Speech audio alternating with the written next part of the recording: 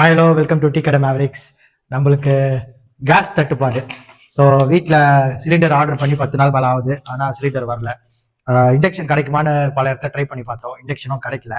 சாப்பிட்றதுக்கு வேற வழி இல்லையே அப்படின்னு சொல்லிட்டு அமேசானில் ஒரு ப்ராடக்ட் பார்த்தேன், நியூட்ரி குக் அப்படின்ட்டு. நிறைய பேர் இந்த இன்ஸ்டன்ட் பாட்னு கேள்விப்பட்டிருப்பீங்க. அது ஒரு வகையான ஒரு குக்கர் மாதிரி. அந்த இன்ஸ்டன்ட் பாட் மாதிரியே நியூட்ரி குக்ன்றது இன்னொரு பிராண்ட்.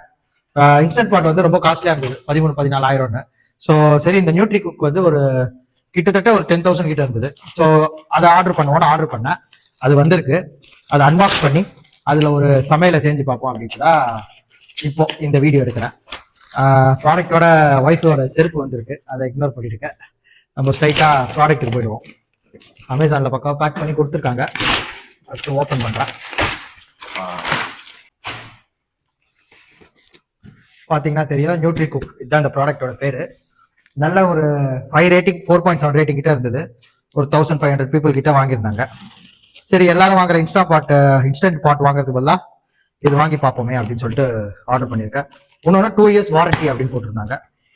நிறைய சர்வீஸ் சென்டரும் இருக்குது இந்தியாவிலும் போட்டிருக்காங்க. ஸோ வாரண்டி கிளைம் பண்ணுற நிலமை வராதுன்னு நினைப்போம், ஹோப்ஃபுல்லி. ஆக்சுவல் பாக்ஸ் உள்ளதாக இருக்குது. இது அமேசான் தான். டீட்டெயில்ஸ் ப்ரைஸ்லாம் போட்டிருக்கு, 20,000 போட்டிருக்கு. 20,000க்குலாம் யாரும் வாங்க மாட்டாங்க. இது வந்து ஒரு 6 லிட்டர்ஸ்ன்ற மாதிரி. 6 லிட்டர்னா யூசபிள் 5.7 அப்படி இருக்கும்னு நினைக்கிறேன். அதுதான் இங்க பாருங்க ப்ராடக்ட், நியூட்ரி குக்.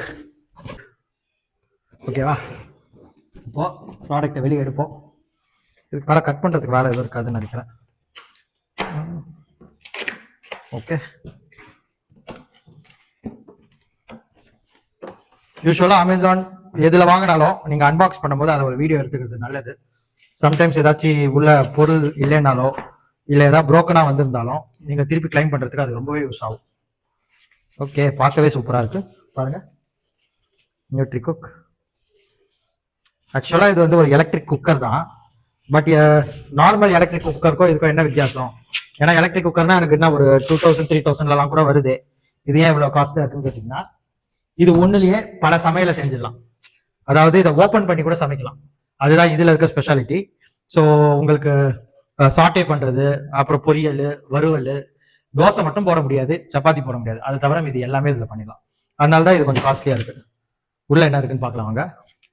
ஒரு குக்கரோட மூடி பக்காவா, உள்ள ஒரு மெஷரிங் கப்பு, அப்புறம் ஒரு ஸ்டாண்ட் மாதிரி ஒன்று கொடுத்துருக்காங்க. இதோட பர்பஸ் என்னன்னா, கீழே தண்ணி ஊற்றிட்டு நம்ம மேலே வைப்போம்ல. சப்போஸ் கேக்லாம் செய்றீங்க அப்படின்னா கீழே கொஞ்சம் தண்ணி ஊற்றுவோம்ல எப்படியும் குக்கருக்குள்ள, அதுக்காக அது படாமல் இருக்கிறதுக்கு இது கொடுத்துருக்காங்க.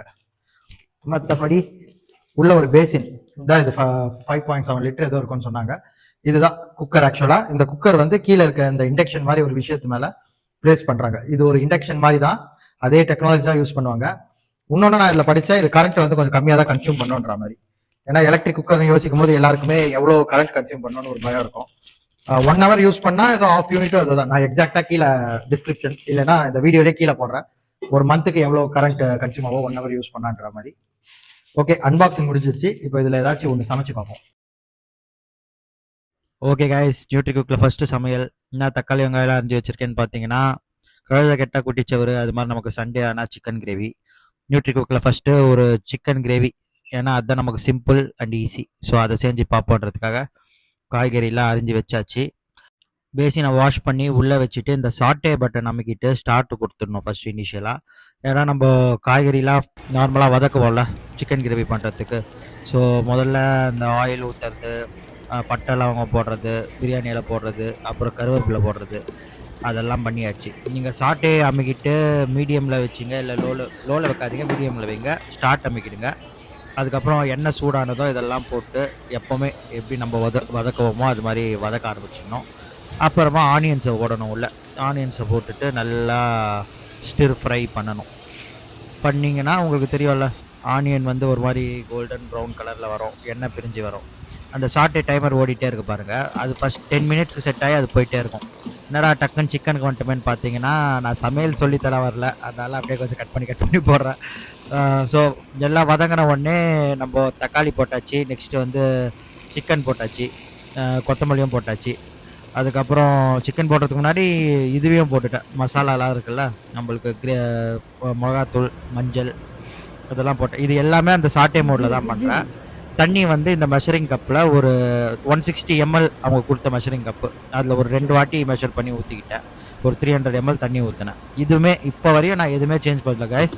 அந்த சாட்டே மோடில் போட்டு சாட்டேயில் பண்ணிகிட்டே தான் இருக்கேன். இப்போ தான் வந்து லிட்டு க்ளோஸ் பண்ணுறேன். லிட் க்ளோஸ் பண்ண உடனே அதில் நோட்டிஃபிகேஷன் வர ஆரம்பிச்சிச்சு, லிட்டு க்ளோஸ் ஆகிருக்கு அப்படின்ட்டு. உடனே நான் அந்த சாட்டேலேருந்து மோடை மாற்றுறேன். ஃபஸ்ட்டு சாட்டேவை நம்ம எண்டு பண்ணணும், அதுக்கு கேன்சல் அமைக்கணும். கேன்சல் அமைக்கிட்ட பிறகு அங்கே ப்ரெஷர் குக்குன்னு சாட்டே பக்கத்தில் ஒரு பட்டன் இருக்கும் பார்த்தீங்களா, இங்கே பாருங்கள் காமிக்கிறேன். இந்த ப்ரெஷர் குக் இதை ப்ரெஸ் பண்ணிக்கணும். ஒன்று நல்லா நோட் பண்ணிக்கணும் கைஸ், மேலே மூடி நீங்கள் க்ளோஸ் பண்ணிங்களா, க்ளோஸ் பண்ண உடனே அந்த சீலுன்னு ஒரு நாப் இருக்குது பாருங்கள், அந்த நாப் மேலே இருக்கணும். நாப் க்ளோஸாக இருந்தால், அமுங்கி இருந்தால் அது உள்ள ப்ரெஷரே பில்ட் ஆகாது, ப்ரெஷர் வெளியே வர ஆரம்பிக்கும். அதாவது ஜஸ்ட் ஹீட் மட்டும் ஆகுமே தவிர உள்ளே இருக்கிற ப்ரெஷர்லாம் வெளில வந்துகிட்டே இருக்கும். ஸோ அதை வந்து அந்த நாப்பை மேலே எடுத்து விட்டால் தான் உள்ள ப்ரெஷர் பில்ட் ஆகும். ஸோ இங்கே ப்ரெஷர் குக் அதை கிளிக் பண்ணிவிட்டு ஹை 3 வாட்டி அந்த ப்ரெஷர் குக் பட்டனையே ஒரு வாட்டி ப்ரெஸ் பண்ணால் லோவில் இருக்கும், மீடியமில் போவோம், ஹையில் போவோம். நான் வந்து ஹையில் வச்சுட்டு ஸ்டார்ட் அமைக்கிட்டேன். இப்போ வந்து குக்கருக்குள்ளே ப்ரெஷர் பில்ட் ஆக ஆரம்பிக்கும். என்னடா ஆனுன்ற ஒரு இதில் அப்படியே இருக்குது, எதுவுமே நடக்கலைன்னு பார்த்தீங்கன்னா அங்கே ப்ரீ ஹீட்டுன்னு ஒன்று இருக்குது பாருங்கள். ஸோ நம்மளுக்கு இந்த ப்ரீ ஹீட் டைம்லாம் வந்து அதில் கணக்காகாது. ஃபஸ்ட்டு ஒரு 5 to 10 minutes உள்ளே வந்து ஹீட் ஆகி ப்ரெஷர் பில்ட் ஆகும். அதுக்கப்புறம் தான் டைமர் ஓடவே ஆரம்பிக்கும். ஸோ என்னடா எதுவுமே நடக்கலையே, குக் ஆகுதுன்னா நீங்கள் டவுட் பண்ணாதீங்க. நான் அந்த டவுட் தான் பண்ணிட்டேன். ப்ரீ ஹீட்லேயே அது கொஞ்சம் நேரம் இருக்கும், ஒரு 5 minutes இருக்கும். கொஞ்சம் நேரம் வெயிட் பண்ணுங்கள். அந்த மெட்டல் பின் மேலே இருக்குன்னா உள்ள ப்ரெஷர் பில்டப் ஆகி குக்கிங் ஸ்டார்ட் ஆயிடுச்சுன்னு அர்த்தம். டைமர் போட்டு பாருங்கள். ஸோ இந்த 10 minutes ஹை ப்ரெஷரில் குக் ஆகும். அது முடிஞ்ச பிறகு வார்ம் மோடுக்கு போயிடும் ஆட்டோமேட்டிக்காக. இப்போ பாருங்கள், வார்ம் மோடில் டைம் போயிட்டு இருக்குது. அதுவே நீங்கள் எதுவுமே பண்ண தேவையில்ல, உள்ள ஹீட்டாக மட்டும் இருக்கும். சரிங்களா? இப்போ நீங்கள் ஓப்பன் பண்ணக்கூடாது, ஃபுல்லாக ப்ரெஷர் ரிலீஸ் ஆன பிறகு தான் ஓப்பன் பண்ணணும். அந்த நாப் மெட்டல் பின் கீழே போச்சுன்னா தான் ப்ரெஷர் ரிலீஸ் ஆயிடுச்சுன்னு அர்த்தம். உள்ளே பார்த்தீங்களா கிரேவி நல்லா தளன்னு இருக்குது. அதை அப்படியே கலரி விட்டு எண்ணெய் பார்த்தீங்கன்னா உங்களுக்கு பக்காவாக பிரிஞ்சு வந்துருச்சு. நான் என்ன பண்ணேன், 2 கப்பு தண்ணிக்கு பதிலாக கொஞ்சம் எக்ஸ்ட்ராவாகவே ஊற்றினேன். அதனால கொஞ்சம் எனக்கு குழம்பு மாதிரி வந்திருக்கு.